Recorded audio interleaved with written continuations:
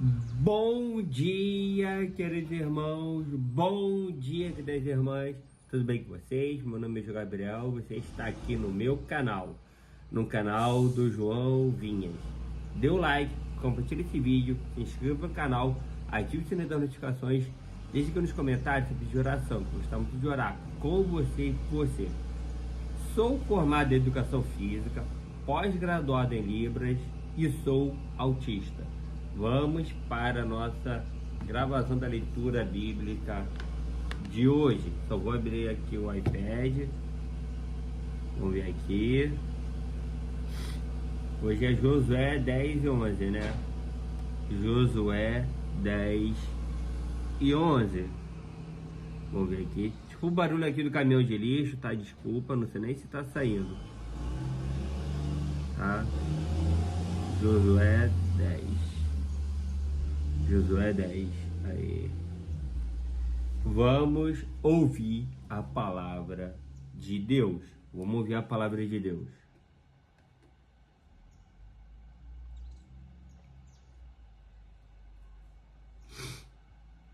Josué capítulo 10.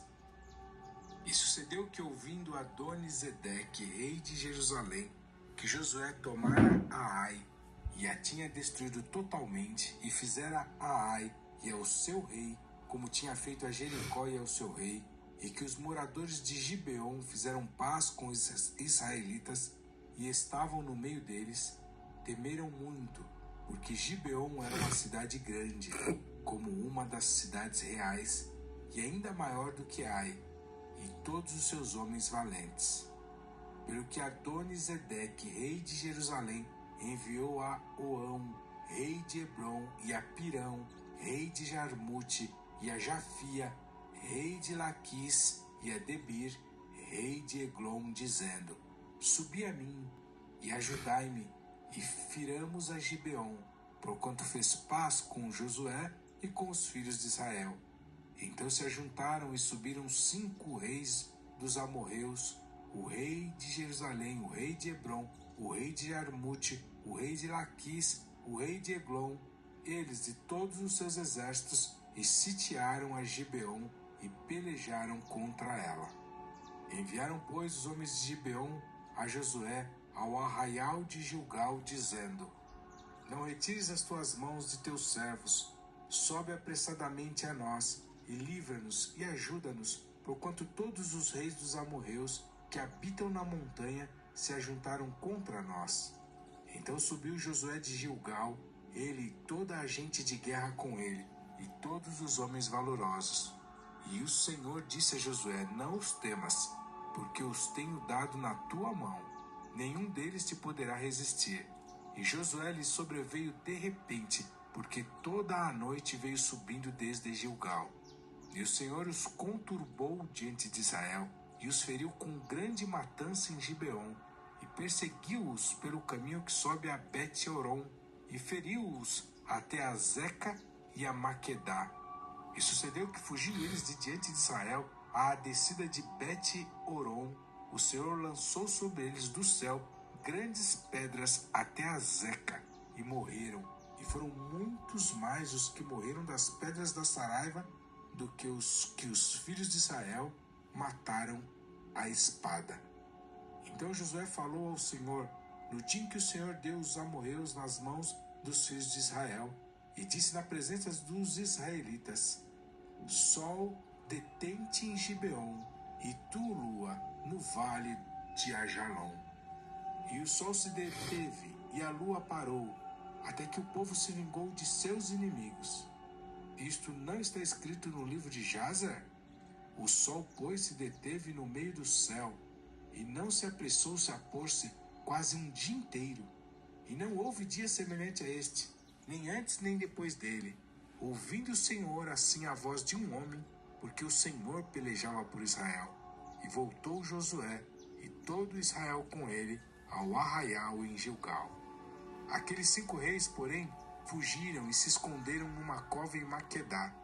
E foi anunciado a Josué, dizendo: Acharam-se 5 reis escondidos numa cova em Maquedá. Disse, pois, Josué: Arrastai grandes pedras à boca da cova, e ponde sobre ela homens que os guardem. Porém vós não vos detenhais, persegui os vossos inimigos e atacai os que vão ficando atrás. Não os deixeis entrar nas suas cidades, porque o Senhor vosso Deus já vos deu na vossa mão. E sucedeu que, acabando Josué e os filhos de Israel de os ferir com grande matança, até consumi-los, e os que ficaram deles se retiraram às cidades fortificadas. Todo o povo voltou em paz a Josué, ao arraial em Maquedá, não havendo ninguém que movesse a sua língua contra os filhos de Israel. Depois disse Josué: abri a boca da cova, e trazei-me aqueles 5 reis para fora da cova. Fizeram, pois, assim, e trouxeram-lhe aqueles 5 reis para fora da cova: o rei de Jerusalém, o rei de Hebrom, o rei de Jarmute, o rei de Laquis e o rei de Eglon. E sucedeu que, trazendo aqueles reis a Josué, Josué chamou todos os homens de Israel, e disse aos capitães dos homens de guerra, que foram com ele: chegai, ponde os vossos pés sobre os pescoços destes reis. E chegaram, e puseram os seus pés sobre os pescoços deles. Então Josué lhes disse: não temais nem vos espanteis, esforçai-vos e animai-vos, porque assim o fará o Senhor a todos os vossos inimigos contra os quais pelejardes. E depois disto Josué os feriu e os matou, e os enforcou em 5 madeiros, e ficaram enforcados nos madeiros até a tarde. E sucedeu que, ao pôr do sol, deu Josué ordem que os tirassem dos madeiros, e lançaram-nos na cova onde se esconderam, e puseram grandes pedras à boca da cova, que ainda ali estão até o dia de hoje. E naquele mesmo dia tomou Josué a Maquedá, e feriu-a a fio de espada, bem como ao seu rei, totalmente a destruiu com todos que nela havia, sem nada deixar, e fez ao rei de Maquedá como fizera ao rei de Jericó. Então Josué e todo Israel com ele passou de Maquedá a Libina, e pelejou contra Libina.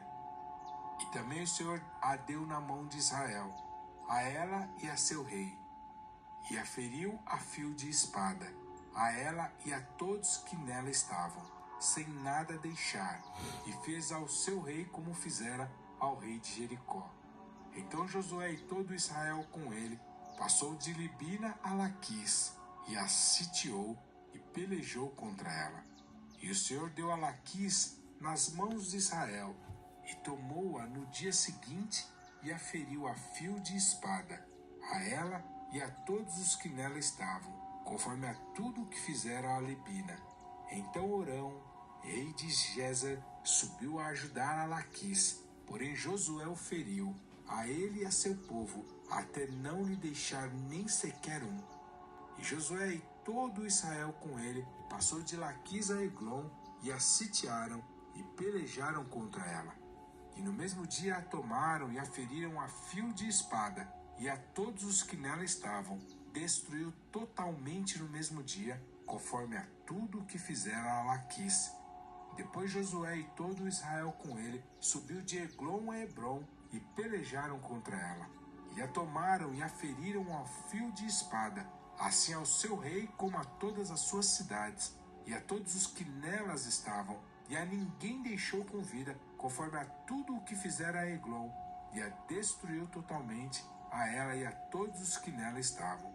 Então Josué e todo Israel com ele tornou a Debir, e pelejou contra ela, e tomou-a com o seu rei, e a todas as suas cidades, e as feriu a fio de espada, e a todos os que nela estavam destruiu totalmente. Nada deixou, como fizera a Hebrom, assim fez a Debir e a seu rei, e como fizera a Libna e ao seu rei. Assim feriu Josué toda aquela terra, as montanhas, o sul, e as campinas, e as descidas das águas, e a todos os seus reis. Nada deixou, mas tudo o que tinha fôlego destruiu, como ordenara o Senhor Deus de Israel.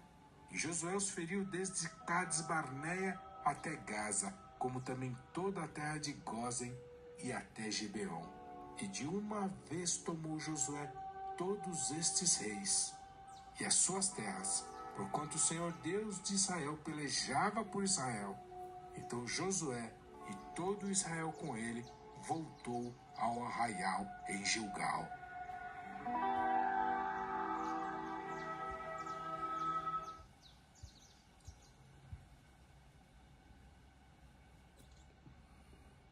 Agora eu vou botar aqui para o iPad não bloquear, né? Que eu esqueci, tem que botar aqui para não bloquear o iPad. Deixa eu ver. Que eu tenho para não bloquear. Agora ele vai ver Josué 11. Vamos lá. Josué, capítulo 11. E sucedeu depois disto que, ouvindo Jabim, rei de Azor, enviou mensageiros a Joabe, rei de Madom, e ao rei de Sinrom, e ao rei de Aquisaf, e aos reis que estavam ao norte, nas montanhas, e na campina para o sul de Quinerete, e nas planícies, e nas elevações de Dor, do lado do mar, ao cananeu do oriente e do ocidente, e ao amorreu e ao eteu, e ao perizeu e ao jebuseu nas montanhas, e ao eveu ao pé de Hermon, na terra de Mispá. Saíram, pois, estes, e todos os seus exércitos com eles, muito povo, em multidão como a areia que está na praia do mar, e muitíssimos cavalos e carros. Todos estes reis se ajuntaram e vieram e se acamparam junto às águas de Merom para pelejarem contra Israel. E disse o Senhor a Josué: não temas diante deles, porque amanhã, a esta mesma hora, eu os darei todos feridos diante dos filhos de Israel. Os seus cavalos jarretarás, e os seus carros queimarás a fogo. E Josué e todos os homens de guerra com ele veio apressadamente sobre eles às águas de Merom e atacou-os de repente. E o Senhor os deu nas mãos de Israel, e eles os feriram, e os perseguiram até a grande Sidom, e até Misrefote-Maim, e até ao vale de Mispá ao oriente. Feriram até não lhes deixarem nenhum. E fez-lhes Josué como o Senhor lhes dissera. Os seus cavalos jarretou, e os seus carros queimou a fogo. E naquele mesmo tempo voltou Josué e tomou a Azor e feriu a espada ao seu rei, porquanto Azor antes era a cabeça de todos estes reinos. E a todos os que nele estavam feriram ao fio da espada, e totalmente os destruíram. Nada restou do que tinha fôlego, e a Azor queimou a fogo. E Josué tomou todas as cidades destes reis, e todos os seus reis, e os feriu ao fio da espada, destruindo-os totalmente, como ordenara Moisés, servo do Senhor. Então somente não queimaram os israelitas as cidades que estavam sobre os seus outeiros, a não ser Azor, a qual Josué queimou. E todos os despojos destas cidades, e o gado e os filhos de Israel tomaram para si. Então somente a todos os homens feriram ao fio da espada, até que os destruíram. Nada do que tinha fôlego deixaram com vida. Como ordenara o Senhor a Moisés, seu servo, assim Moisés ordenou a Josué, e assim Josué o fez. Nenhuma só palavra tirou de tudo o que o Senhor ordenara a Moisés. Assim Josué tomou toda aquela terra, as montanhas e todo o sul, e toda a terra de Gósen, e as planícies, e as campinas, e as montanhas de Israel, e as suas planícies, desde o monte Alaque, que sobe a Seir, até Baal-Gade, no vale do Líbano, ao pé do monte de Hermon. Também tomou todos os seus reis, e os feriu e os matou. Por muito tempo Josué fez guerra contra todos estes reis. Não houve cidade que fizesse paz com os filhos de Israel, senão os heveus, moradores de Gibeon, por guerra as tomaram todas. Porquanto do Senhor vinha o endurecimento de seus corações, para saírem à guerra contra Israel, para que fossem totalmente destruídos e não achassem piedade alguma, mas para os destruir a todos como o Senhor tinha ordenado a Moisés. Naquele tempo veio Josué e extirpou os anaquins das montanhas de Hebrom, de Debir, de Anabe, e de todas as montanhas de Judá e de todas as montanhas de Israel. Josué os destruiu totalmente com as suas cidades. Nenhum dos anaquins foi deixado na terra dos filhos de Israel. Somente ficaram alguns em Gaza, em Gate e em Asdod. Assim Josué tomou toda esta terra, conforme a tudo o que o Senhor tinha dito a Moisés. E Josué a deu em herança aos filhos de Israel, conforme as suas divisões, segundo as suas tribos, e a terra descansou da guerra.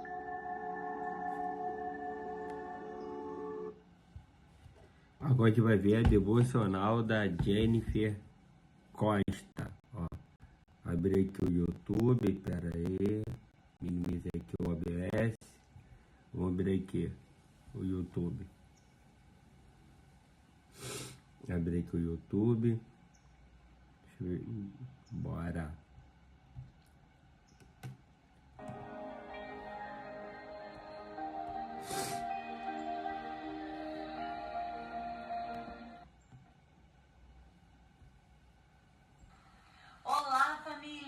Vamos orar juntos, mas antes eu tenho um convite muito especial para você. Se inscreva aqui no nosso canal, faça parte da família aqui no YouTube. Clique em gostei, isso faz com que esse vídeo alcance mais corações e mais vidas e ative as notificações. E também compartilhe com seus grupos de WhatsApp essa palavra. Eu tenho certeza que vai abençoar muitas pessoas e muitas vidas para a glória de Deus. A palavra de Deus hoje para o nosso coração está lá em Isaías capítulo 46, versículo 10, que diz assim, no versículo 9 já diz, lembrai-vos das coisas passadas desde a antiguidade, que eu sou Deus e não há outro Deus, não há outro semelhante a mim, que anuncio o fim desde o princípio, desde a antiguidade, as coisas que ainda não sucederam, que digo, o meu conselho será firme e farei toda a minha vontade. Em algumas está escrito assim, em algumas outras versões está escrito assim, o meu propósito permanecerá de pé. O meu propósito está firme. Muita gente se pergunta, por que eu estou aqui? Para onde eu vou? Quem eu sou? Você já ouviu a frase, Deus tem propósito na sua vida? Eu acredito que todos nós, a gente já ouviu essa frase em algum momento. E você pode ser que você tenha entendido essa frase, mas que você não tenha acreditado plenamente no que ela diz. Porque talvez você tenha pensado, ele tem um plano para todo mundo, ele tem um propósito na vida de todo mundo. E a gente precisa entender o seguinte, que a partir do momento que você entende que é filho, filha de Deus, se crê em Jesus Cristo, você compreende que Deus é seu Pai. E isso é uma clareza óbvia que a gente tem. E aí eu te pergunta para o seu pai terreno ou a sua mãe, se antes de você nascer, eles fizeram planos maravilhosos e sonharam com a sua vida. Porque os pais, a maioria, sonham com o futuro dos filhos, desejando que eles tenham uma vida brilhante, que eles façam a diferença na sua geração, que eles sejam pessoas, adultos nobres, que tenham propósitos de vida. Sabe por que os pais sonham? Porque Deus ele colocou a capacidade de sonhar e imaginar nos homens. E Deus, sendo Pai, ele também sonhou e construiu um propósito para a sua vida muito antes de você nascer. Mas a diferença entre Deus e seus pais é que ele é onisciente. Ou seja, ele conhece tudo de todas as pessoas em todos os lugares ao mesmo tempo. Já os seus pais, eles não possuem essa capacidade por causa do pecado. Então, é muito importante e é necessário que você entenda que Deus, por ser onisciente, ele não erra, ele não se engana, ele não se arrepende. E ele criou um propósito maravilhoso para a sua vida. E por meio desse propósito, você vai alcançar muito além de tudo aquilo que você pediu, do que você imaginou, do que você desejou no seu coração. Lembre-se, Deus, como Pai, ele deseja nos dar o melhor, porque o seu amor e sua bondade duram para sempre. Muitas vezes o Senhor ele vai nos permitir passar por provações, mas com o propósito de nos aperfeiçoar. Muitas vezes Deus vai demonstrar o seu propósito em meio à provação e como isso pode afetar a nossa vida. Mas diante das dificuldades que você está enfrentando hoje, saiba, existe um propósito. Diante das lutas, saiba, existe um propósito. Diante do diagnóstico de uma doença, existe um propósito. O propósito soberano do Senhor vai se cumprir na sua vida. E é interessante que a palavra soberania, assim como a palavra trindade, não tem na Bíblia. Nós a usamos para nos referir a essa verdade, que Deus está no controle definitivo do mundo, desde a maior guerra até um passarinho que cai lá na floresta. Entenda uma coisa, quanto mais eu mergulho em quem Cristo é, mais eu vou entendendo quem eu sou. Então eu me liberto do engano de ter que me esforçar para ser o que os outros querem que eu seja. Precisamos compreender que Deus é soberano e que precisamos deixar Deus ser Deus. Em Isaías 66:9, o profeta ele diz assim: não causarei dor se permitir que nasça algo novo, diz o Senhor. Deus está fazendo nascer uma nova pessoa em meio a essa provação, uma nova mulher, um novo marido, uma nova esposa. E essa palavra, metaforicamente falando, assim como uma gestante, muitas vezes a gente vai precisar passar pela dor para chegarmos ao propósito que Deus espera de nós, ao propósito que o Senhor traçou para a nossa vida. Em sua soberania, Deus permite situações que são angustiantes, para que elas aconteçam em nossas vidas, para que a partir dali possa nascer algo novo. Deus nos ama tanto que Ele não suporta que a gente fique enraizado no nosso próprio conforto. Ele deseja nos tirar da nossa caixinha e nos fazer ir mais alto e mais profundo. E não viver para alcançar os objetivos alheios, ser o que o outro quer que eu seja, eu tenho que ser quem Deus quer que eu seja. Paulo, em uma das suas cartas, ele diz que no mundo vamos passar por tribulações, mas com Deus ao nosso lado, nós vamos ter esperança. E assim nós vamos desenvolver um caráter aprovado, para que, enfim, a gente possa conseguir enfrentar os problemas e as dificuldades encarando de frente. Dê propósito na sua vida. Trabalhe para que ela se transforme em um testemunho que glorifique o nome de Deus. Nem tudo o que nos acontece vai fazer sentido. Nem tudo o que nos acontece vamos conseguir entender imediatamente. Mas conseguimos crer que é o melhor quando a nossa vida está sendo dirigida por Deus. Precisamos ter consciência de que tudo o que enfrentamos faz parte da nossa missão. Ou seja, o fim não vai ser a destruição. O fim não serão essas lágrimas. O fim não será esse abandono. Ló, por exemplo, ele escolheu a melhor parte da terra e Abraão ficou com a pior. Tudo indicava que para Abraão só sobraria mais dores e dificuldades. Mas a realidade foi bem diferente. O apóstolo Paulo foi humilhado, foi preso injustamente, mas o Senhor nunca desamparou ele. Tanto que na sua primeira prisão, ela foi domiciliar e a partir dela surgiram as cartas que até hoje nos sustentam como igreja. Em tudo Deus tem propósito. Jesus, ele levou sobre si as nossas dores e pelas suas pisaduras nós fomos curados. A crucificação não foi. Essa é uma mensagem de esperança para o nosso coração. Precisamos ter consciência de que nada ocorre para a nossa destruição, mas sim para a gente crescer, desenvolver, aprimorar, amadurecer.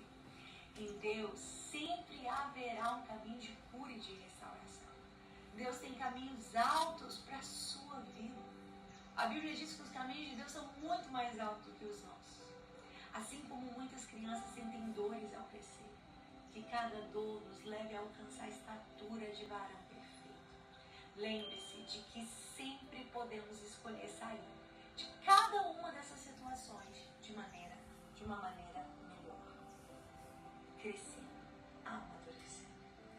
Que dessa situação que você está passando, você saia mais maduro, mais experiente, mais fortalecido. e, consequentemente, mais preparado para patamares superiores. Quem sabe o propósito que tem não se curva diante das necessidades que vão surgir. Receba essa palavra no seu coração. Vamos orar?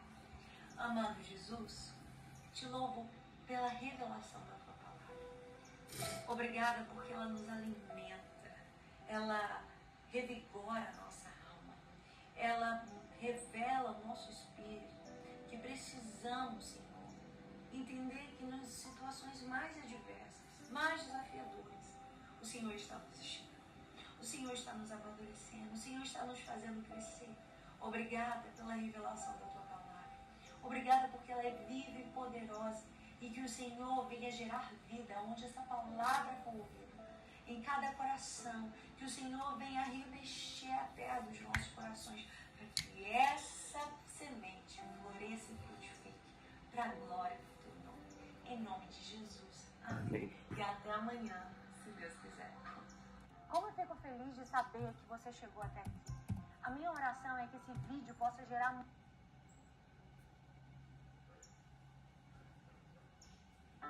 Coloque tudo nas mãos de Deus. Eu vou ser claro com você. Tudo que você coloca nas mãos de Deus, pode ter certeza, é impossível de se frustrar. Provérbios 16, no versículo 3, diz assim: confia ao Senhor todos os teus sonhos e tudo o que você for fazer. A Bíblia nos assegura que você será bem-sucedido quando confia suas obras a Deus. Isso nos dá uma certeza incrível de que, ao colocarmos nossas vidas nas mãos do Senhor, Ele é poderoso para fazer muito além do que podemos pensar ou imaginar. Mas para que isso aconteça, precisamos fazer a nossa parte e deixar para trás os pesos que carregamos desnecessariamente. Não aceite viver mais um ano escravo de sentimentos que te adoecem. O esgotamento é o resultado de carregar fardos que não foram feitos para nós. Muitas vezes acumulamos coisas dentro de nós que não deveríamos ter mantido, e esses fardos, com o tempo, tornam-se insuportáveis. É necessário reconhecer quando estamos carregando algo que não nos pertence, algo que precisa ser deixado para trás, para que não sejamos sufocados pelo peso que nos impede de viver plenamente.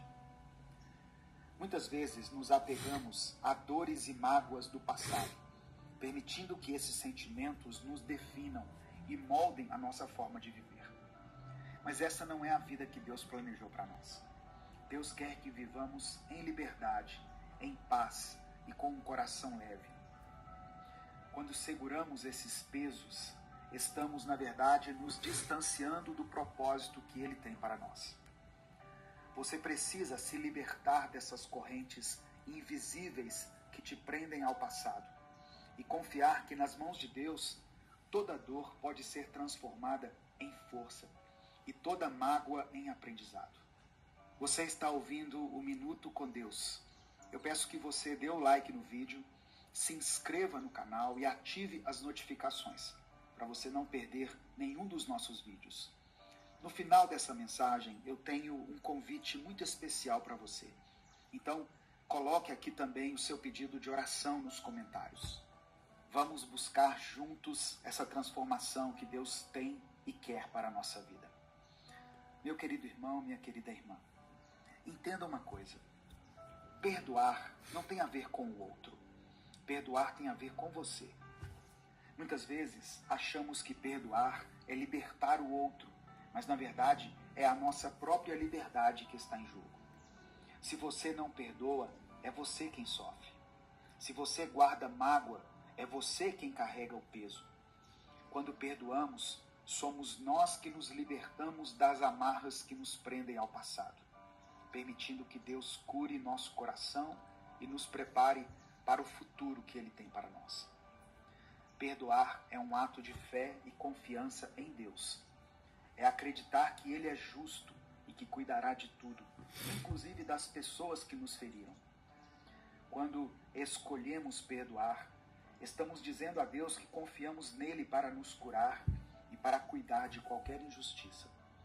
E essa confiança nos liberta, nos permite seguir em frente com o coração leve e aberto para as novas bênçãos que Deus tem preparado. Precisamos ser sábios em escolher para quem abrimos nosso coração. A Bíblia diz que devemos nos alegrar com os que se alegram e chorar com os que choram. Mas no mundo de hoje, vemos muitas pessoas que se alegram com o sofrimento dos outros e choram quando deveriam estar felizes por você. Precisamos ter cuidado com quem compartilhamos nossas dores, pois nem todos têm o coração puro para nos apoiar. Abrir-se para a pessoa errada pode apenas intensificar a nossa dor e nos afastar da cura que Deus quer realizar em nossas vidas. A sabedoria em escolher nossas companhias e em quem confiamos nossos sentimentos é muito importante. Deus nos ensina a sermos cautelosos, a não lançarmos nossas pérolas aos porcos, porque Ele sabe que nem todos que estão ao nosso redor têm boas intenções. Quando somos seletivos com quem compartilhamos nossos sonhos e dores, estamos nos protegendo e garantindo que nossa jornada de cura e crescimento não seja interrompida por influências negativas. A vida é curta e muitas vezes passamos por ela sem realmente enfrentar aquilo que nos fere. A dor é algo que todos experimentam, mas é essencial que a reconheçamos para que possamos ser curados.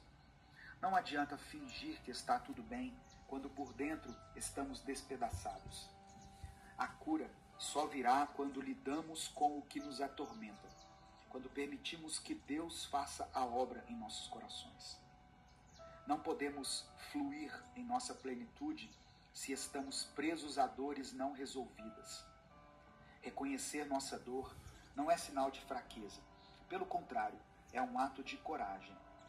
Quando nos permitimos sentir e enfrentar o que nos machuca, abrimos espaço para a cura de Deus. E essa cura é profunda, verdadeira, capaz de transformar nossas feridas em cicatrizes que contam uma história de superação e de vitória. E às vezes, irmãos, é exatamente nas provações que experimentamos as maiores revelações de Deus. Os desertos da nossa história, aqueles momentos de caos e dificuldade, muitas vezes foi o período onde conhecemos uma face do Criador que antes não havíamos visto. É nesses momentos de desafio que Deus se revela de maneira mais profunda, mostrando-nos que Ele está conosco mesmo nas tempestades. Esses momentos difíceis são oportunidades para aprofundarmos nossa fé e confiança em Deus. É no meio da tempestade que aprendemos a depender completamente dEle, a reconhecer que nossa força não é suficiente, mas que a graça de Deus nos sustenta.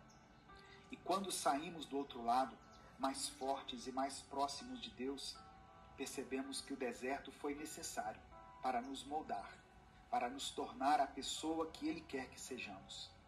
Entregue tudo nas mãos de Deus, inclusive as dores do passado, as feridas que há tanto tempo têm condicionado você a viver de certa forma, a viver uma vida limitada. Permita que Deus renove totalmente a sua vida, sua mente e o seu caminhar. Ele vai mudar tudo. Ele pode mudar tudo. Creia nisso. Que peso você ainda está carregando que deveria ter deixado para trás? O que está impedindo você de viver plenamente o que Deus tem para a sua vida? Não deixe para amanhã o que você pode fazer hoje. Confie, entregue e veja o que Deus fará.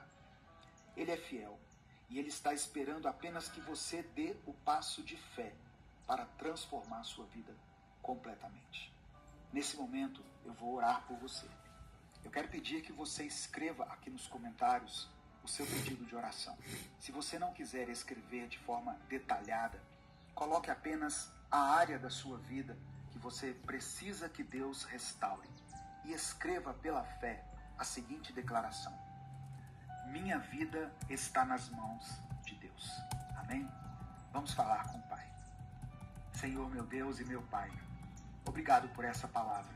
Obrigado por mais um dia de vida, pelo fôlego de vida que está em nossos pulmões.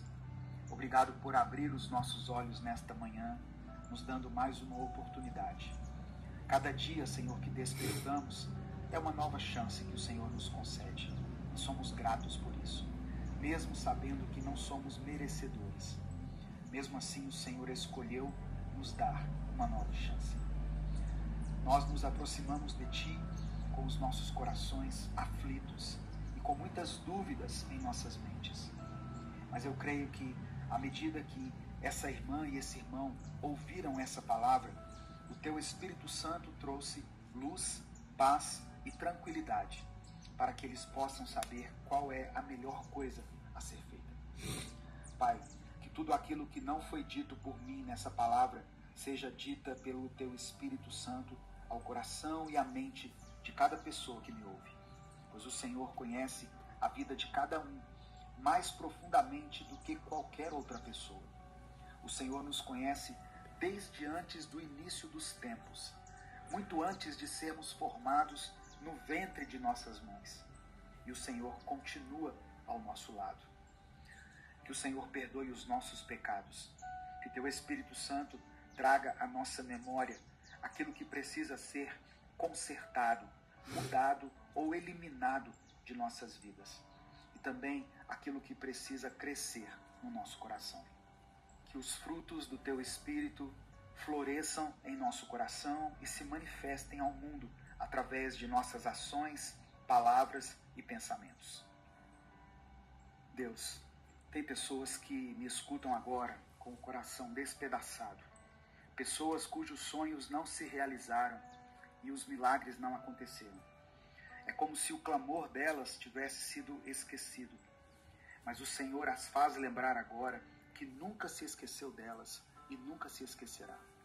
Cada clamor feito, seja na madrugada fria ou ao longo do dia, foi ouvido pelo Senhor. Nenhum deles passou despercebido. Por isso, Pai, eu te peço, toca no coração dessa pessoa que me ouve. Em nome de Jesus, faz com que ela sinta o Teu abraço eterno e poderoso, o Teu amor e a Tua presença forte e implacável. Que todos os medos sejam substituídos pela coragem, pela ousadia. O Senhor é o leão da tribo de Judá e cremos que o Senhor rugirá com força para afastar os sentimentos ruins que tentam nos impedir de caminhar. Com apenas o som da sua voz, as trevas se retiram. Nós cremos nisso, Deus. Cremos no Teu poder. Eu peço agora, Senhor, especialmente pelos pedidos de oração que foram colocados aqui nos comentários. Como eu gostaria de poder ler cada um deles, me sentar com essas pessoas, tomar um café, orar junto com elas, chorar junto com elas e nos alegrarmos juntos na Tua presença. Seria maravilhoso, Pai. Mas ainda bem que o Senhor proporciona esses momentos aqui, com todas essas pessoas, através da internet, que quando usada de forma certa, pode ser um instrumento de bênção, de proclamação do Evangelho da paz. Deus, o Senhor conhece a história de cada um e conhece o que essa pessoa está passando nesse momento. Que o Senhor opere um mover sobrenatural nessas vidas. Restaura casamentos, restaura saúde, dê ânimo e força, especialmente àqueles que mal conseguem sair da cama. Pessoas que há muito tempo não veem a luz do dia. Vá ao encontro dessa pessoa, Deus, e por meio do Teu Espírito, atenda a cada pedido de oração, segundo a Tua vontade. E o que não for da Tua vontade, que seja removido do coração e da mente desses irmãos. É por isso que eu oro e te agradeço em nome de Jesus. Amém. Amém. Eu peço que você compartilhe essa mensagem com seus contatos, porque isso faz com que essa palavra alcance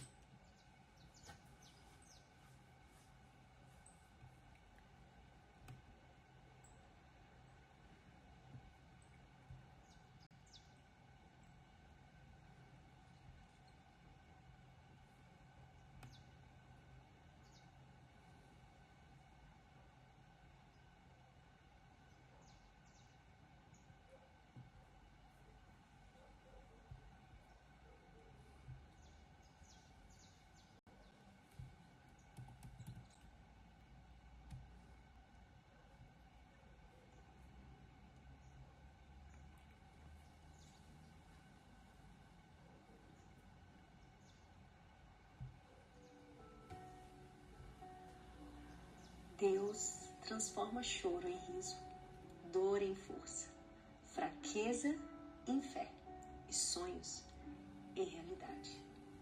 Acredite, o seu ministério mais profundo e mais útil para a glória de Deus vai surgir das suas dores mais profundas. Por isso, o tema dessa semana é: Deus transforma fraqueza em força. Bom dia, mulheres do quarto de guerra, preciosas, que honra poder estar aqui. Meu nome é Jennifer Costa, fundadora do Geração Reborn, e compartilhar com vocês uma palavra do céu para o nosso coração é sempre um privilégio, e ainda mais com um tema tão pontual, tão necessário, e que Deus tem ministrado já tanto durante essa semana aos nossos corações. E eu quero falar a respeito de alguém que a Bíblia fala de uma fraqueza que ele teve. E esse foi um dos milagres mais extraordinários escritos na palavra de Deus, que está no Evangelho de João, capítulo 11, versículo 44, que diz assim: Saiu aquele que estivera morto, tendo os pés e mãos ligados com ataduras e o rosto envolto em lenço. Então lhes ordenou Jesus: desatai-o e deixai-o ir. E a palavra de Deus para o nosso coração fala exatamente do milagre que Jesus fez. Dentre os 4 evangelhos, esse foi o último evangelho escrito, o Evangelho de João, porque era um período que a igreja do primeiro século estava se dando brigas desnecessárias, porque a essência tinha sido perdida. E muitos de nós que somos vivificados por Cristo, mas ainda estamos carregando vestes de morte que precisam ser removidas de nós. A gente briga por coisas pequenas, por coisas banais, e o Senhor está nos convidando para a gente sair da superficialidade e a gente adentrar na intimidade. Chega de ouvir falar de Jesus e isso não gerar, de fato, um profundo relacionamento com Ele. João, quando a Bíblia diz que ele reclinou a cabeça no peito de Jesus, ele não fala só dos milagres, ele sente o coração de Cristo. Por isso que em João existem palavras que só está em João. Algumas declarações que a gente só encontra no Evangelho de João. Como Jesus dizendo: a sua videira verdadeira, a oração sacerdotal de Jesus, o momento do lava-pés. São leituras que a gente só encontra nesse Evangelho, porque ele resgata a essência. E existem milagres que só os íntimos vão vivenciar. E a intimidade, ela transcende a necessidade. A intimidade é onde está a nossa higiene, onde a gente se limpa, se lava. É exatamente aí que o Senhor ele quer desatar da gente os trapos de morte. Lázaro, quando ressuscitou, ele estava ainda atado.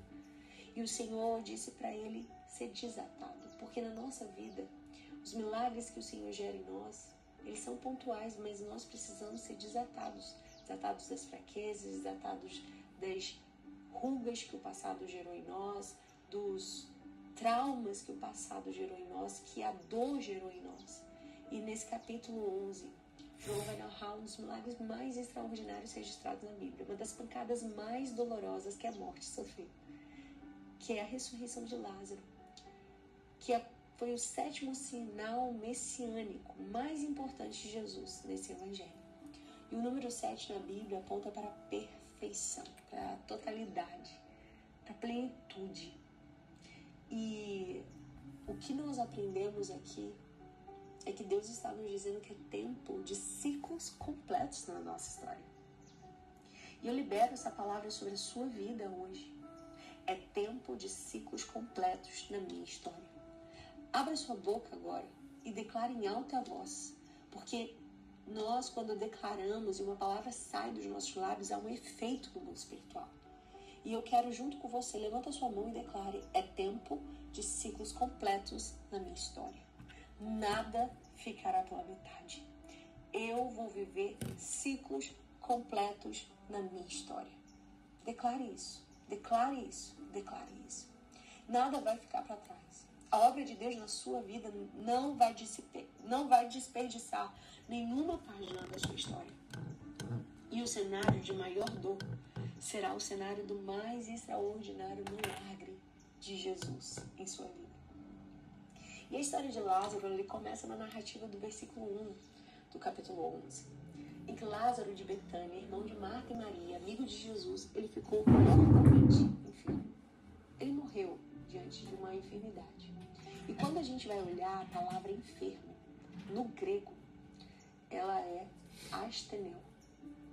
A palavra enfermo, que é utilizada para falar da enfermidade de Lázaro, é a palavra asteneu no grego, que fala de alguém que é fraco, fala de alguém que não tem recursos em si mesmo, fala de alguém que está limitado, que está no seu limite. E Deus está falando com gente assim hoje. Gente que está enfermo na sua alma, gente que está exausto nas suas emoções, gente que está se sentindo no seu limite diante de tanta pressão. Mas é na pressão que Deus vai exalar e extrair um poder extraordinário através da sua vida. Onde o poder não será seu, mas será o poder de Deus aperfeiçoado. Será o poder de Deus manifestado. Será o poder de Deus nos momentos da sua maior dificuldade, da sua maior limitação. Você vai ver o mover de Deus. E a palavra astenel, de João capítulo 11, versículo 1, se repete lá em 2 Coríntios capítulo 12, versículo 9 e 10, que diz, quando Jesus falou com Paulo: ei, Paulo, Senhor, tira de mim esse espinho da minha carne. E o Senhor diz para ele: a minha graça te basta, porque o meu poder se aperfeiçoa na fraqueza. De boa vontade, pois, eu me gloriarei nas minhas fraquezas, para que em mim habite o poder de Cristo. Pelo que sinto prazer nas fraquezas, nas injúrias, nas necessidades, nas perseguições, nas angústias por amor de Cristo, porque quando estou fraco, então sou forte. Sabe o que Deus está dizendo? Quando Ele diz assim: a minha graça te basta, porque o meu poder se aperfeiçoa no seu astenel, no lugar da sua enfermidade, no lugar da limitação de Lázaro, onde ele já estava morto, onde não tinha mais esperança, chegou o poder de Deus. Chegou Jesus, depois de 4 dias morto, para fazer um milagre que nunca ninguém tinha visto na história. Sabe o que Deus está dizendo para você, preciosa? Suporta esse período que é o tempo da criação da matéria-prima, do milagre. Suporta o período que Deus está criando uma plataforma para o propósito. Suporta o período que Deus está criando a matéria-prima para tudo aquilo que você vai viver lá na frente. A gente gosta de falar de dupla honra, mas a gente não suporta a vergonha. A gente gosta de falar de restituição, mas a gente não suporta a perda. A gente ama falar de promessa cumprida, mas a gente não suporta a espera. Mas eu vim aqui te dizer, a dor não vai te parar, ela vai te promover. Lázaro, ele é apresentado como amigo de Jesus e fica enfermo. Porque a enfermidade na vida do crente tem propósito. Porque ela afasta as nossas afeições pelos prazeres desse mundo e dirige o nosso coração para as coisas que são do alto. Salmo 119, versículo 71 diz: foi-me bom ter sido afligido, para que eu aprendesse os teus estatutos. Através da dor que somos transformados. Tá fraco assim, ainda é amigo de Jesus, ainda vive na igreja e vive fraco assim. A gente tem uma ideia muito equivocada de achar que porque eu sou amiga de Jesus, porque eu sou amada por Ele, eu não enfrentarei lutas. Ei, não é porque você é amiga de Jesus que não estará sujeita às dores, não estará sujeita a traumas, não estará sujeita a vales. Ele quer nos ensinar que o mesmo Deus do monte é o Deus do vale. O mesmo Deus da saúde é o mesmo Deus da doença. O mesmo Deus na vida é o Deus na morte. Crente também passa por acidentes, também passa por assaltos, passa por situações desafiadoras. Porque se você pensar friamente, qual o povo mais preparado para enfrentar lutas? Os que conhecem Jesus ou os que não conhecem Jesus? Porque na casa de Lázaro, amigo de Jesus, casa que Jesus frequentava, a doença chegou, entrou. E a amizade com Jesus não impediu que a doença chegasse. Mas eu só quero te dizer uma coisa. Quando as coisas pioram, não é a ausência de Deus, mas é a proximidade do milagre. Ele é amigo de Jesus e amado. Se tem um título que nós precisamos ter, é de amiga de Jesus. Isso não vai nos privar das fraquezas, mas vai nos dar as garantias de que na nossa fraqueza veremos o seu poder se manifestar. Que quando passarmos pelas águas, as águas não vão nos afogar. Quando passarmos pelo fogo, o fogo não vai arder em nós. Como você deseja ser conhecida? Por alguém que é amiga de Jesus? Por alguém que, mesmo sendo amiga, enfrentou fraquezas, mas não deixou essas fraquezas te sucumbir, nem roubar de você a esperança do seu futuro? Porque Lázaro morreu, mas ele ressuscitou. E a casa dele, que foi uma casa de luto por um momento, uma casa de choro, uma casa de lamentação, se tornou uma casa de peregrinação, que bastava as pessoas verem Lázaro de pé, Lázaro vivendo, Lázaro comendo, Lázaro fazendo compras, Lázaro regando o quintal, que as pessoas olhavam e diziam: Jesus é real. Jesus fez na vida dele e também vai fazer na minha. As pessoas iam na casa de Lázaro só para ver ele vivo, porque ele ficou 4 dias morto. Mas Jesus chegou na história dele, dizendo: eu sou a ressurreição e a vida. Eu sou a ressurreição e a vida. Diante dessa fraqueza, diante das suas lutas, o Senhor diz: eu sou a ressurreição e a vida. Você vai ver o Deus ressurreto na sua história. Um Deus que sobrepõe todas as fraquezas, toda a limitação, tudo que a morte disse: agora eu acabei, agora eu arruinei, agora eu destruí. Jesus chega e diz: eu sou a ressurreição. Está morto, mas eu faço viver de novo. Está morto, mas eu faço sonhar de novo. Está morto, mas eu faço cantar de novo. Está morto, mas vai fluir de novo. Ah, suas fraquezas não é impedimento para Deus, é matéria-prima para o céu. Receba essa palavra em nome de Jesus. Vamos orar? Amado da minha alma, eu te apresento cada uma das suas filhas que aqui está. Em meio às suas fraquezas, em meio às suas limitações, seus cansaços, estresses, tantas demandas. Olhamos para um lado, olhamos para outro e parece que não há ninguém que possa nos socorrer. Olhamos para o alto e sabemos que de Ti vem o nosso socorro, a nossa esperança.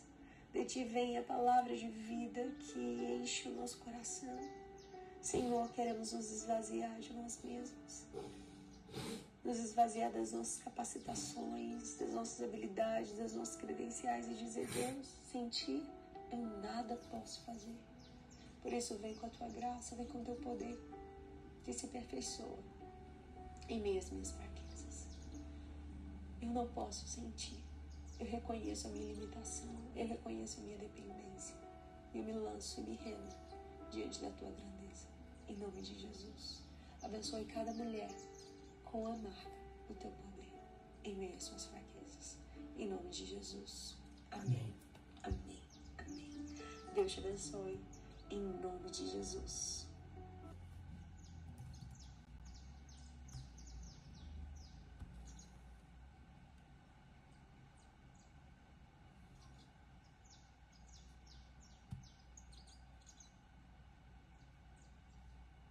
Bom dia, prezados irmãos, queridos amigos, irmãos em Cristo Jesus. Estamos juntos mais uma vez, sejam bem-vindos ao nosso momento sublime, que Deus possa abençoar grandemente a sua vida hoje. Hoje, primeira carta de Paulo aos Coríntios, capítulo 4, versículo 20, que diz: porque o reino de Deus não consiste em palavras, mas em virtudes. O apóstolo Paulo está orientando o povo de Deus para valorizar mais as virtudes do que as palavras, né? Nós estamos vivendo um tempo, gente, o mundo moderno está sendo sacudido pelas palavras, as narrativas, as fake news, né? Discurso de ódio. E nós estamos assim no meio de uma falácia, uma falação, as pessoas falando muito, emitindo seus conceitos e falando e criticando, combatendo, e às vezes discussões sem nenhum fundamento, sem nenhuma sabedoria, e que atrapalham mais do que ajudam, né? E dificulta mais do que comunica, mas é o mundo que nós vivemos, né? Fala-se muito. No reino de Deus, as virtudes falam mais alto. É disso que o apóstolo Paulo está dizendo. No reino de Deus, as virtudes falam mais alto, né, do que as palavras. Né? Um silêncio virtuoso pode abençoar muito mais do que, né, 1000 frases bonitas. Então, a palavra de Deus nos ajuda a entender bem por que a virtude é mais eficiente do que as palavras. Porque a virtude, se você for no dicionário, a virtude significa qualidade que se conforma com o correto e o desejável. Então, isso é virtude. É uma qualidade, né, que está sempre em conformidade com aquilo que é correto, com aquilo que é justo, perfeito e desejável. Seria, assim, quase que uma excelência moral. Uma excelência moral, né? Uma conduta pautada pela dignidade. Uma conduta pautada pela... Isso é virtude. Isso é virtude. Então, porque o reino de Deus não consiste em palavras, mas em virtudes. Nessa excelência, nessas qualidades, né? Nessa excelência moral. Né? Há um provérbio em latim muito interessante e diz assim: a verba volante, a scripta manente. Tá? O que ele quer dizer? Né? O que esse provérbio quer dizer? As palavras voam, mas a palavra escrita permanece. Então o provérbio está fazendo uma diferença muito grande e interessante sobre aquilo que a gente diz, vai falando, as palavras voam. Mas a palavra que é escrita, ela permanece. O livro permanece. O caderno permanece. Então você deve escrever. E escrever coisas boas, né? Discutir coisas interessantes, fazer permanecer para informar outras pessoas, informações que sejam edificantes. Edificantes. Então vale para todos nós esta orientação do apóstolo Paulo. Tá? Vale para as virtudes, né, daqueles que se dizem cristãos, né, alimentar virtudes cristãs, qualidades cristãs, né? O comportamento, nosso comportamento fala mais alto do que as nossas palavras, você já ouviu isso muitas vezes. Então, que o nosso comportamento seja pautado por virtudes, boas virtudes. Nos estudos aí, a retórica. A retórica é a capacidade de falar bem. Né? Isso é retórica. A pessoa que tem a capacidade de falar bem. A oratória é a capacidade de falar bem em público. Em público, tá? E a virtude é a qualidade que promove bem tanto a oratória quanto a retórica para transformação de vidas, para ajudar as pessoas a crescerem em todos os sentidos, inclusive no conhecimento. Então, que as nossas virtudes estejam pautando as nossas vidas e que seja bem menos necessário a gente falar. Vamos deixar Deus agir. Vamos tomar decisões orientadas pelo Espírito Santo de Deus, de maneira sensata, de tal maneira que as nossas virtudes sejam benefícios para nós e também para as pessoas com as quais nos relacionamos. Querido Pai, ensina-nos a viver bem. Ensina-nos a falar somente aquilo que for necessário. Dá-nos sabedoria e discernimento para tomarmos as decisões mais acertadas. Orienta os teus filhos e que as nossas virtudes, ó Deus, orientadas pelo teu Espírito Santo, possam ajudar outras pessoas a entender aquilo que as palavras não conseguiriam fazer. Fica conosco, abençoa-nos em nome de Jesus. Amém. Amém, amados? Temos todos um bom dia. Agora a gente vai lá pro devocional Glorify. Depois vai lá pro devocional do John Stott. Cadê Glorify? Aqui, achei.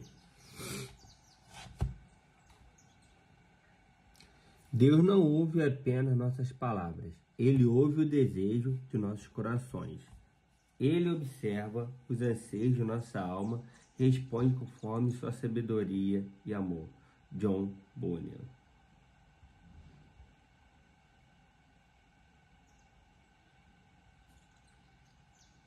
Passagem Atos 13, de 1 a 3. Olá, eu sou o Cornélio Augusto. Esta semana estamos refletindo sobre o jejum e a oração. A passagem de hoje é Atos capítulo 13, de 1 a 3. Tomando decisões segundo a vontade de Deus. Na igreja de Antioquia havia profetas e mestres. Barnabé, Simeão, chamado Níger, Lúcio de Cirene, Manaém, que fora criado com Herodes o tetrarca, e Saulo. Enquanto adoravam o Senhor e jejuavam, disse o Espírito Santo: Separem-me Barnabé e Saulo para a obra a que os tenho chamado. Assim, depois de jejuar e orar, impuseram-lhe as mãos e os enviaram.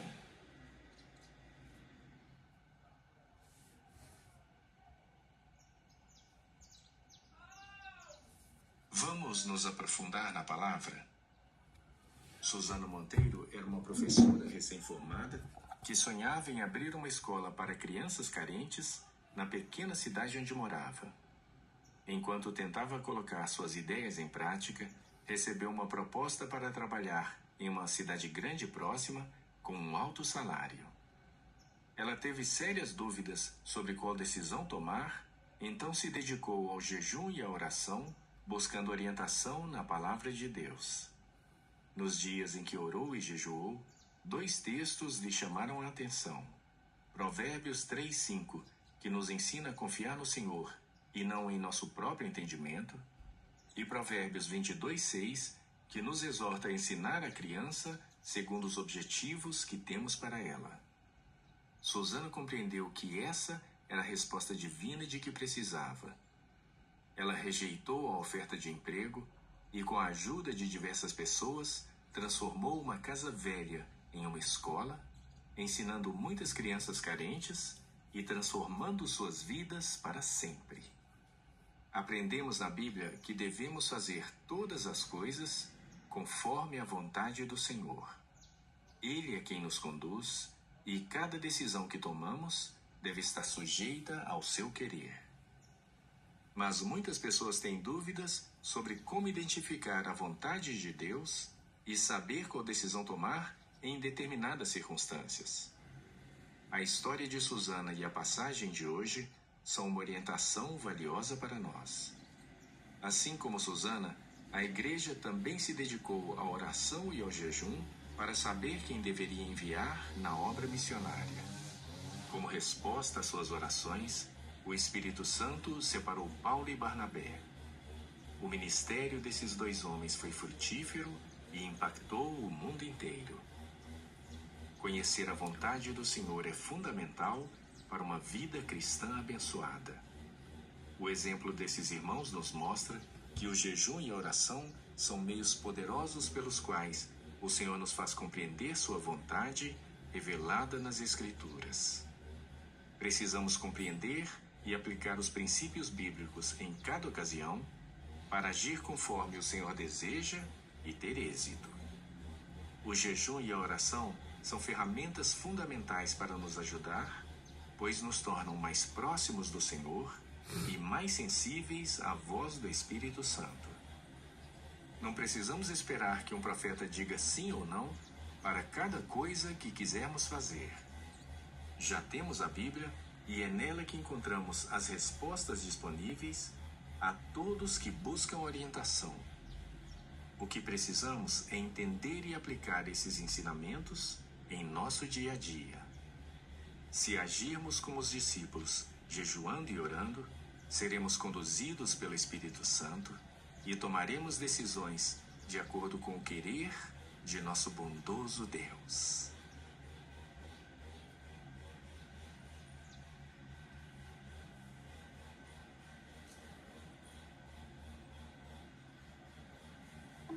Reflita e ore comigo.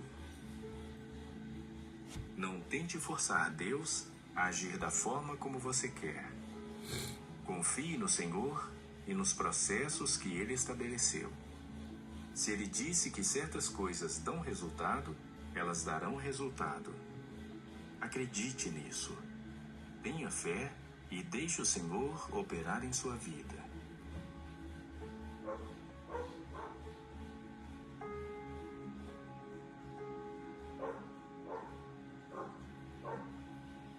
Peça ao Senhor para trazer paz ao seu coração e paciência para confiar no agir de Deus.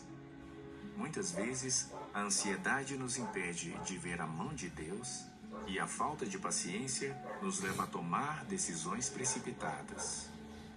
Clame pela ajuda do Senhor.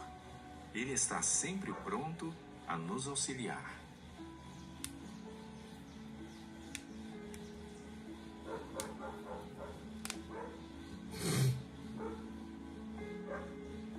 Encoraje as pessoas à sua volta a confiarem em Deus.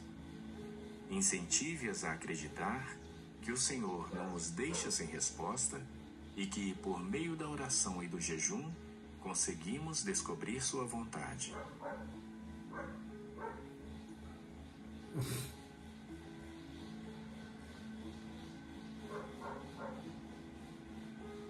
Vamos orar? Senhor Deus e Pai bondoso, agradeço por sempre me instruir em todas as coisas. Tenho muitas dificuldades para saber como agir de acordo com Tua vontade. Ajuda-me nessa área. Que o Teu Espírito esteja comigo, me conduzindo e ensinando a esperar sempre no Senhor. Em nome de Jesus. Amém.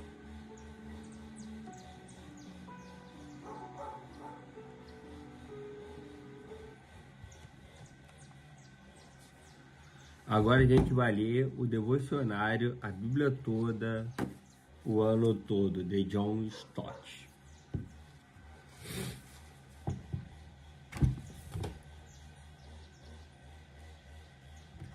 Sexta, as duas comunidades redimidas. Então ouvi o número dos que foram selados, 144.000 de todas as tribos de Israel. Apocalipse 7:4. Temos agora de aguardar o capítulo 8 de Apocalipse para a abertura do 7º selo. Enquanto isso, João nos oferece um interlúdio que realça a segurança do povo de Deus. Apocalipse 7 escreve duas comunidades humanas. A primeira, versos de 1 a 8, inclui 144.000 pessoas, vindas das 12 tribos de Israel. A segunda, de 9 a 17, uma multidão imensa, incontável de pessoas vindas de todas as nações, línguas, povos e tribos. À primeira vista, os dois grupos parecem ser distintos, o contável e o incontável, Israel e os gentios. Muitos têm apresentado inúmeros argumentos para distingui-los, mas um exame mais detalhado deixa claro que ambos são imagens da mesma comunidade redimida de Deus, embora observados sob perspectivas diferentes. Na primeira, o povo está reunido como um exército pronto para a batalha. A igreja militante sobre a terra. Na segunda, o povo está reunido diante de Deus e seus conflitos fazem parte do passado. A igreja é triunfante no céu. Considere a primeira comunidade hoje.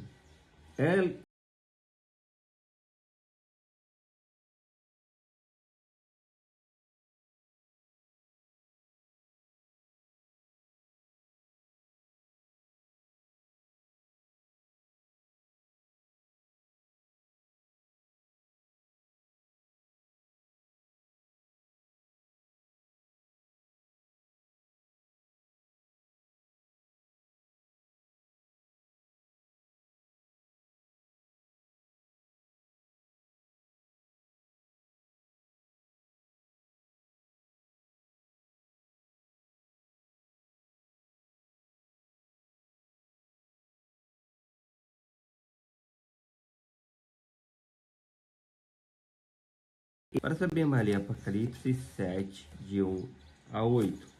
Vamos ler aqui ó, o capítulo 7 de Apocalipse. Vamos ver aqui se aqui tem.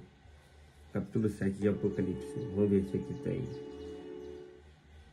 Aqui tem o livro de Apocalipse 7.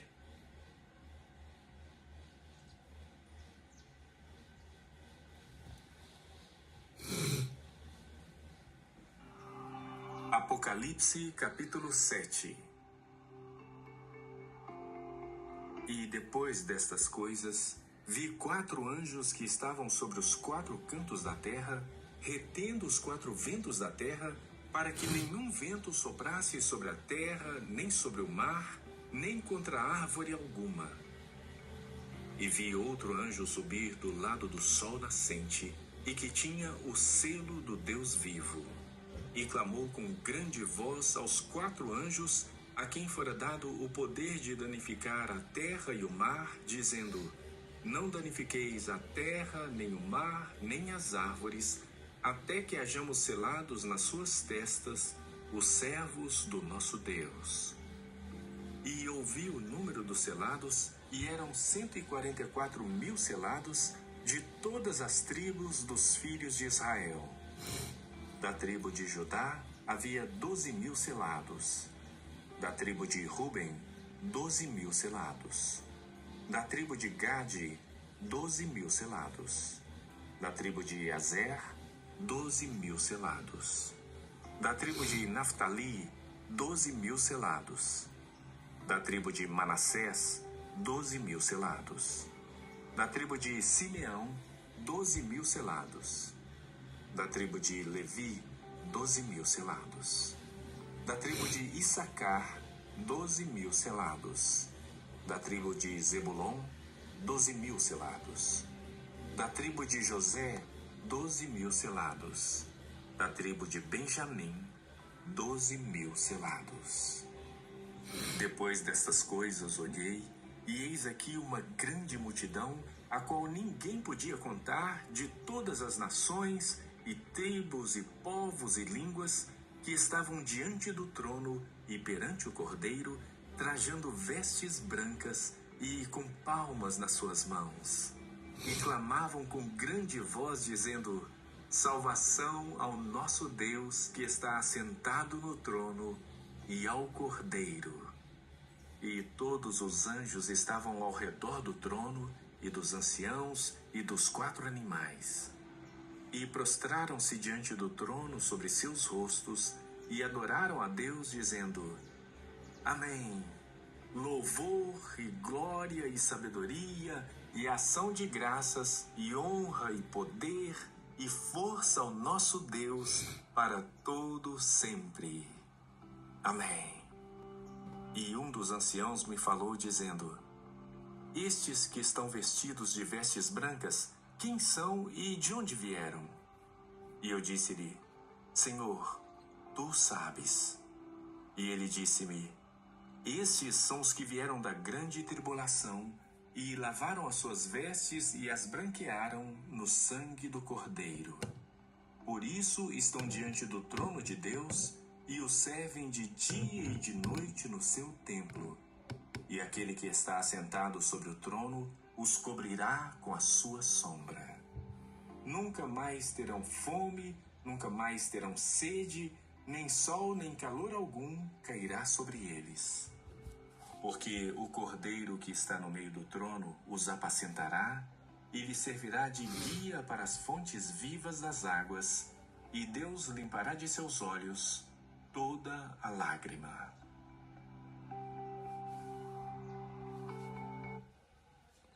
Vou botar aqui que eu já li, deixa eu ver aqui, marcar como lido. Dê o like, compartilhe esse vídeo, se inscreva no canal, ative as notificações e deixe aqui nos comentários pedir oração. Eu gosto muito de orar com você e por você. Valeu, até a próxima, tchau, tchau. Fui!